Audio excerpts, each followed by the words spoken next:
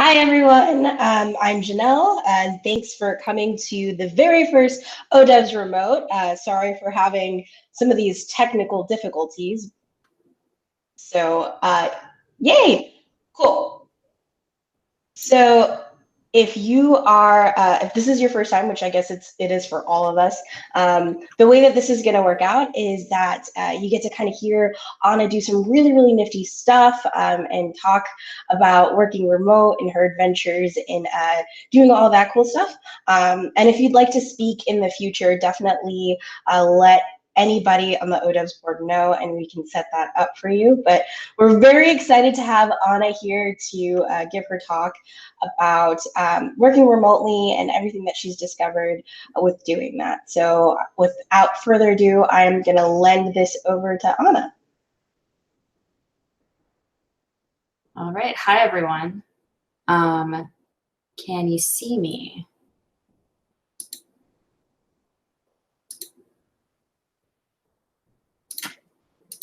Okay, yeah, you can see me. All right, cool. Thanks.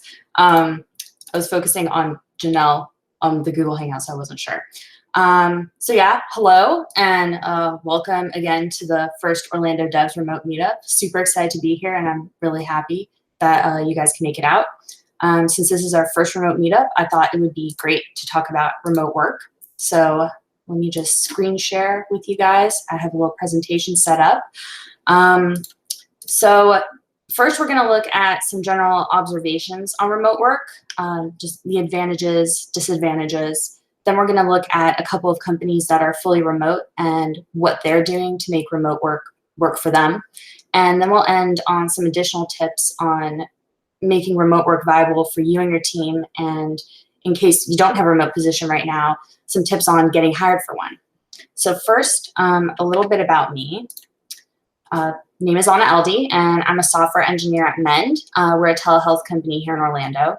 I'm fairly new to the tech industry, but I've had the opportunity to work in a variety of work settings, from full-time remote to full-time on-site and mixtures between the two. And based on my experiences, I have to say that I really love working remotely. And so I'd like to bring more awareness to the benefits of remote work for employees and companies. So we're going to start out by taking a look at what distinguishes remote work from on-site work. What makes remote work great, and what are some challenges that we have to take into consideration when we're trying to implement it in our teams? So first, the advantages. Flexibility. Employees have more flexibility to address time-sensitive tasks like doctor's appointments, picking up deliveries, picking up kids from school. Employees also have fewer interruptions at home. This can lead to increased productivity. And I'm sure if you're a developer, you've probably been in the situation, if you've worked on site, where you're coding away, really focused, and then something happens, something pulls you away from work, and then 15 minutes later, you come back to it, but you've lost that flow, you're not in the zone anymore. And that can definitely lead to decreased productivity. In fact, one study that Stanford did over the course of 2 years on remote workers, they found that the productivity boost from remote work can be equivalent to a full day's work per week. So there's some data out there supporting what a lot of remote workers anecdotally have experienced. Remote work is inclusive. Working at an office can be logistically difficult for a lot of people for a variety of reasons. So not only are companies potentially missing out on great talent because of this, but it can put a lot of stress on an employee. If you work remote, there's no longer a need for commuting. This will save you a bunch of time, money, and stress. You know, no one wants to be commuting on I-4 during rush hour. That's very stressful. And it's also really eco-friendly to not have to commute to your job. That's a major benefit. Being location independent, so you can work from anywhere. That means you can travel, you can live anywhere. You're no longer tied to where your office is. Eating at home, I think, personally is a huge benefit. When I was working full-time on site, I'd be eating out all the time, usually unhealthy foods, and unfortunately, I'd have Starbucks probably like every day. So the ability to eat at home, you know, it's healthier, save you a lot of money. It's great. A more relaxed dress code. So depending on where you work, this can be a big difference if you're going from business attire to like a t-shirt and jeans. You can apply worldwide, and for companies too, their applicant pool is no longer limited to qualified applicants who live close by. It's just qualified applicants anywhere, which is awesome. And again, another benefit for companies is that no office space is required. So for smaller companies, this can make a major difference in their success. There are also some challenges that we can face in fully remote teams. So isolation is a very real problem. In that same Stanford study I mentioned earlier, they report that about half of their experimental group, after the study was over, said that they would not choose to return to working 100% remote because of the isolation they experienced. So this is, of course, something that a lot of companies, they can implement policies and different practices to help with this, and we're going to be taking a look at that in a little bit. It can also be more difficult to separate your work-home life when you're working from your home. This can be solved by having a home office, co-working spaces, or having a very rigid schedule where you work for certain hours, and then after that you're done, you turn off your notifications. Self-discipline and self-management are required for remote work. It attracts self-starters, and it's kind of required because you don't have anyone really looking over your shoulder. So you need the internal motivation to be completing your work. Communication also requires more intentionality. So when you're working remotely, you're not sharing a physical space with your coworkers. So these organic social interactions that would normally arise, you kind of have to put yourself out there and intentionally be like, hey, let's talk. Let's as a office, as a community, let's set aside some time for bonding and meeting up with each other and talking about non-work related things.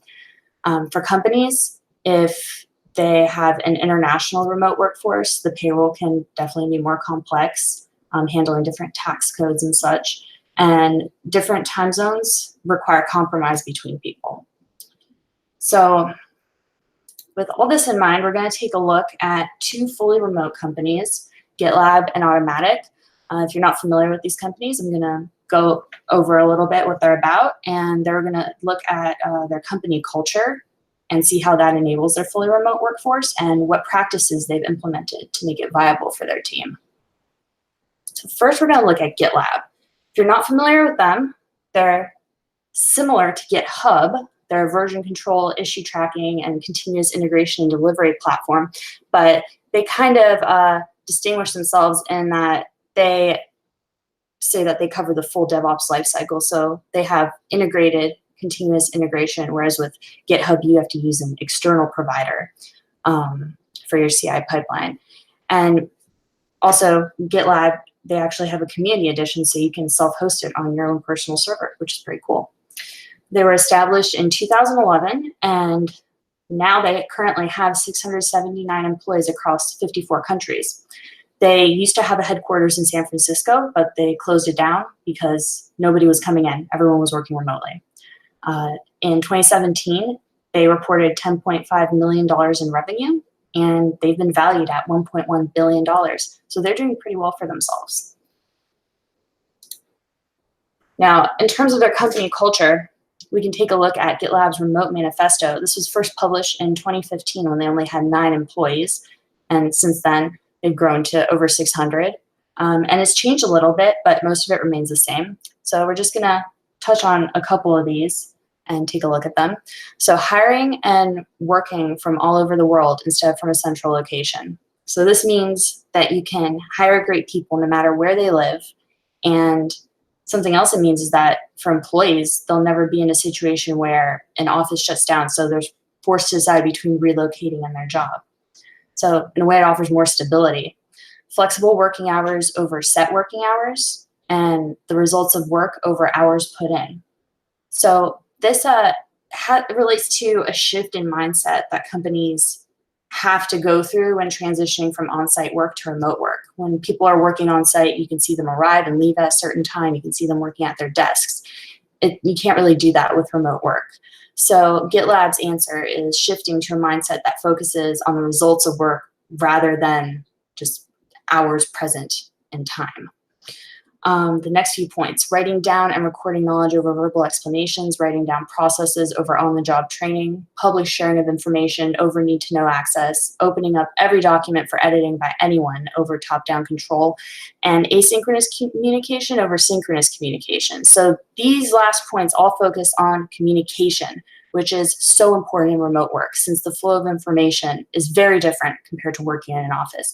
And if these points aren't considered, it can be a really big pain point for a company. So GitLab, they say they're focusing on documenting their processes, having things written down so it's easily shareable, sharing all of their knowledge over restricting it to different people, and opening up documents for editing for everyone. So everyone is involved and communicating, and information is flowing between employees. And the last point, formal communication channels over informal communication channels. This also relates to the last few points, again, emphasizing the importance of communication in remote work. And an example I'd like to use is at my company, Mend, we try to put our questions and discussion in Slack channels compared versus private conversations and emails. Because when you put it in a channel, anyone can jump in. Someone sees a question, they're like, oh, I know the answer to this, or, oh, I have a really good point I can bring up. So definitely opening up communication channels to everyone is super important, and that's something that GitLab really values. So we're going to take a look at some of their practices now that they have at their company. They have a daily company call with an agenda for the whole company, and anyone can add to the agenda. And after the agenda is complete, they split into breakout groups and that are themed, but you can talk about anything relating to the theme except for results at work. So this is to help employees bond with each other and get to know each other. Coffee chats are one-on-one social calls with fellow teammates, again, to help people bond and get to know each other. And what's interesting is that GitLab encourages all employees to set aside a few hours a week for these coffee chats. So they really see the importance of getting to know your teammates and socializing. They also have in Slack random and thanks channels. So a lot of companies have random channels, and Orlando Devs has one too. You just post whatever, something you find interesting. And that's a way to, get to know people, get to know their interests. And they also have a thanks channel for, showing that they value fellow employees' contributions. So if someone, helps you out or does something nice or does a really great job, you thank them in the thanks channel. They also have an open Google Hangout. So this Hangout is just open all the time. People can pop in, pop out. This, I think, really helps kind of address that challenge of feeling isolated in remote work.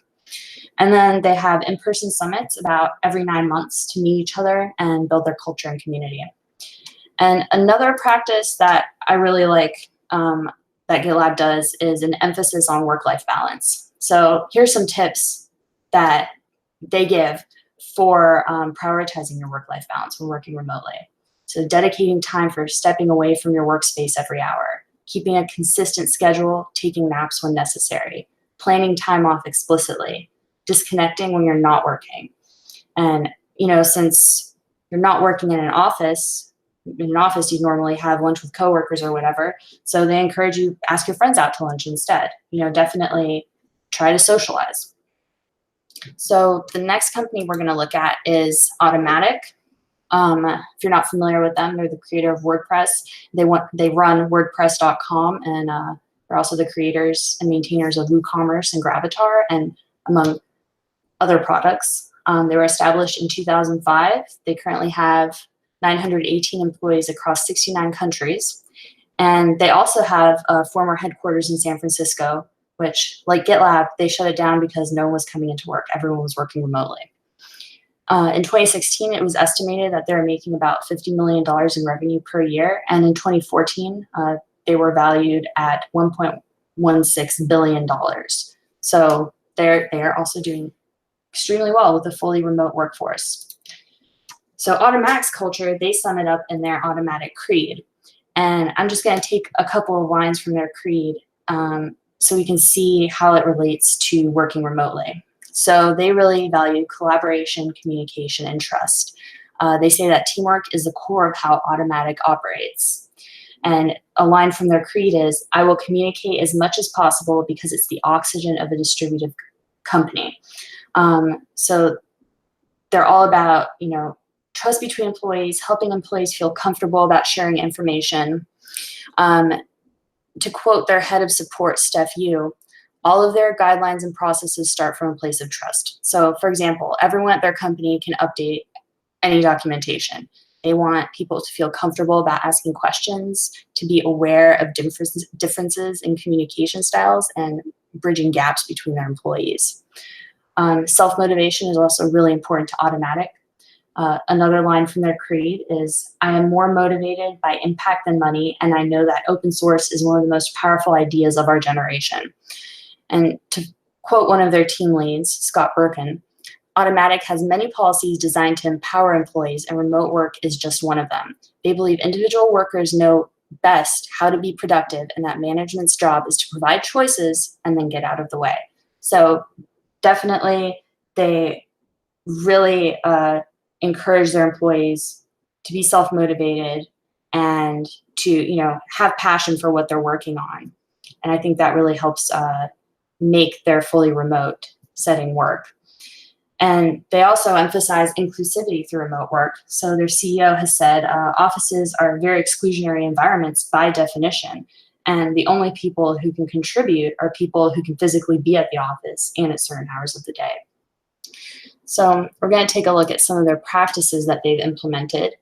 They have in-person meetups. They have a yearly grand meetup for the whole company, and then smaller meetups throughout the year for teams. They have a $250 a month stipend for co-working. And I looked up the rates here in Canvas, for Canvas in Orlando. And yeah, you could definitely, have a desk at a co-working place with that stipend. Home office expenses are reimbursed. They encourage water cooler chats. So that's different chat channels specifically created for non-work related conversations. So like an art channel, gaming, just so people can share their interests with each other and get to know each other beyond just what projects they're working on. They also have open communications channels. They have their own platform called P2 that runs on WordPress. In addition to that, they use Slack, and before Slack, they used IRC. And it's interesting, they don't use any email internally. So they're really all about communication being open and available to everyone. And they also have team video calls every week. So now we're going to take a look at some additional tips on remote work. Maybe looking at these companies inspired some ideas for you, but here's some topics that may not have been covered. So implementing remote work for your team, you absolutely must re-examine your existing processes. Remote work suffers when old processes are kept in place and not re-examined. If you're experiencing difficulties with remote work, take a step back and try to see if you're still trying to manage some aspect of your team like they were still working in an office. For example, using conference call technology. I've been on the remote side of many conference calls, and sometimes it can be difficult to hear depending on what speaker's being used, if a phone's being used. You don't see other people, you can't react to body language. So I think a solution to this, a remote-friendly solution, would be video call meetings being the default when even one person is working remotely. Leverage technology and tools. There's so much technology out there, and it's really what's making remote work, fully remote teams possible today. So, there's Slack, GitHub, Jira, Confluence. If you have, kind of a pain point in remote work, look up the tools online. You might be surprised. There might be something that, is out there that fits your very specific use case. FaceTime is really important. I think that making sure your team sees each other definitely adds a human element and helps address that challenge of isolation. And again, I mentioned body language with conference calls. It's important to communication. It's a lot easier to jump into a conversation when someone sees you signaling that you'd like to say something, which is not always easy over voice-only calls. Creating a sense of equity is important between your on-site and remote employees. Last year, I applied for a remote position, and something that really stood out to me was that they mentioned they occasionally send their fully remote employees gift cards for Uber Eats or Starbucks or whatever. Since being remote, they miss out on team lunches. So I thought it was really cool that they showed that they, equally value their remote employees. And I think it's important to consider that. How are you treating your on-site workers versus your remote workers? And then don't start conversations with hi. So going to back to what GitLab said about valuing asynchronous communication over synchronous communication. Don't start your conversations with hi and wait for your coworkers to respond before asking a question. Instead, I think it's a great practice to just lay everything out there. Be like, hi, when you have a minute, could you let me know why XYZ is doing whatever? It's polite. It's giving them the question, and then it's also giving them time to answer it whenever they have a moment of their free time. All right, and now we're going to take a look at a couple of tips for getting your remote career started. So a lot of remote employers look for previous experience, which can be difficult when you have none. Like, how do you get remote experience if no one wants to hire you because you have no remote experience?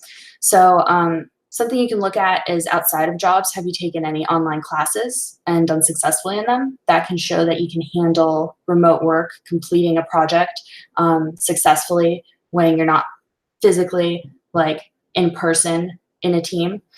Doing online projects like open source software, there's a lot of opportunities there. And once you feel confident that you have some experience and you want to start applying, there are a ton of remote job boards. I actually got my first fully remote job from weworkremotely.com. So they have a ton of great postings on there. Definitely take a look at these.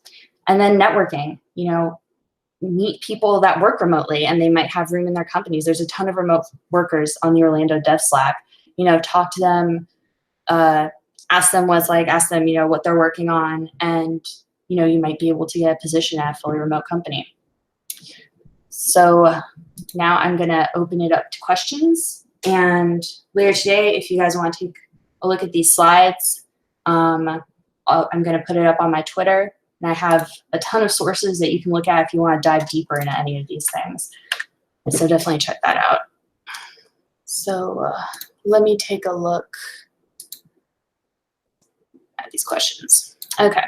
You mentioned GitLab focusing on results rather than time. Sometimes solving a problem requires a lot of time investment.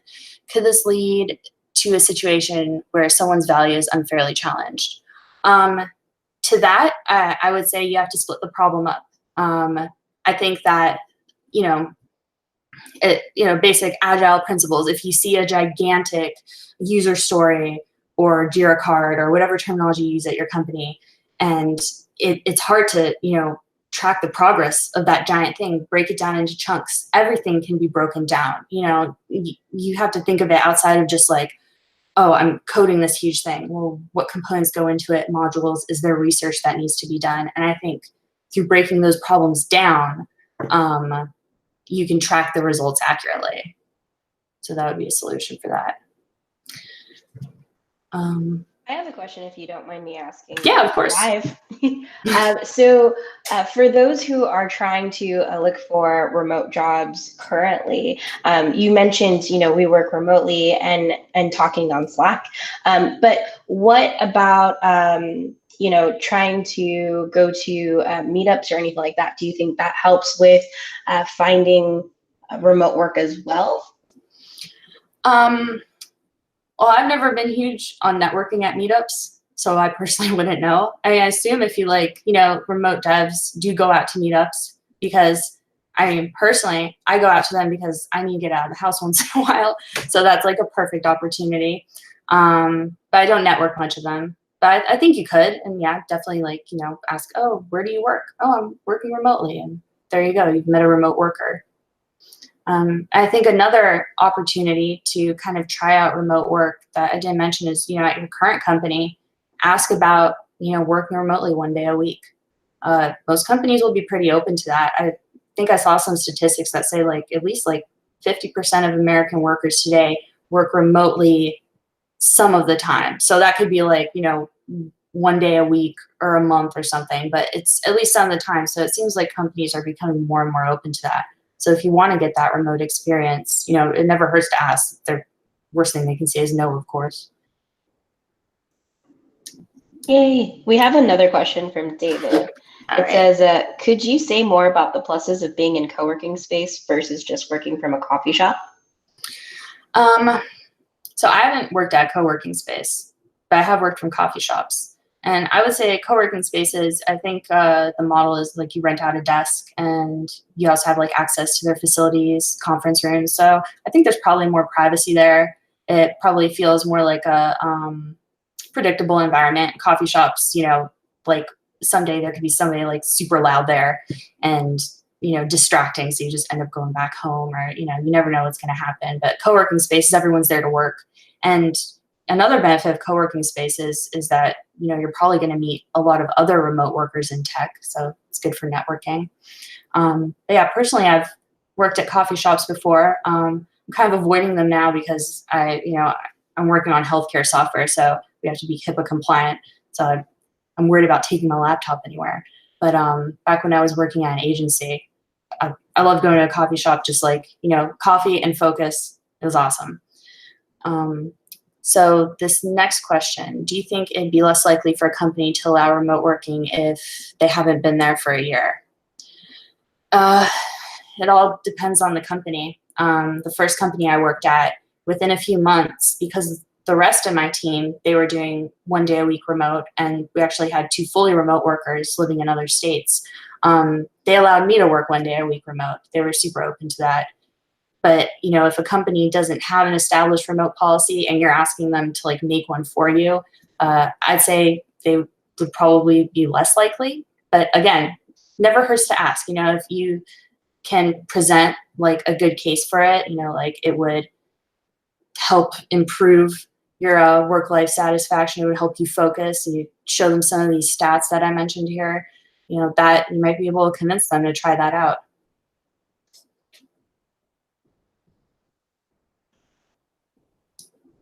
Any other questions? And thank you everyone also for the nice comments in the chat.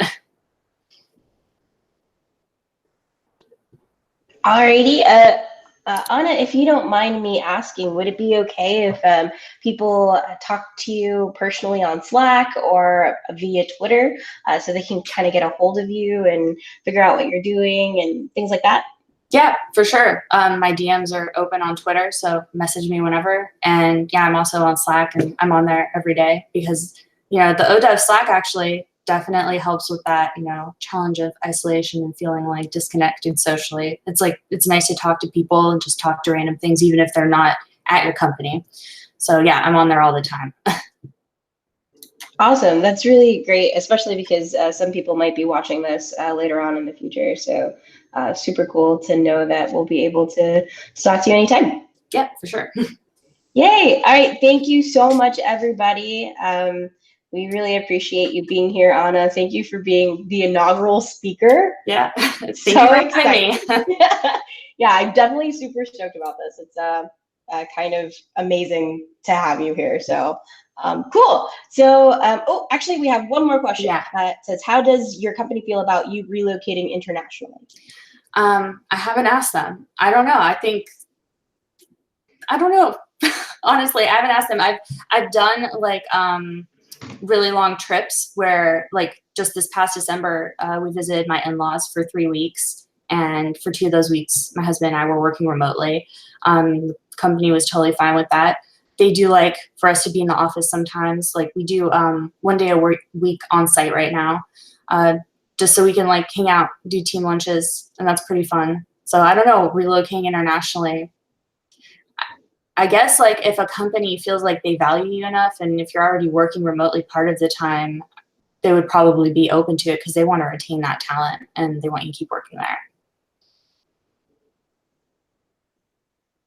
Cool. Seems pretty fair. All right. Awesome. So I'm going to say bye to everyone, and hopefully you all have chats for Anna later. Bye, everyone. Bye.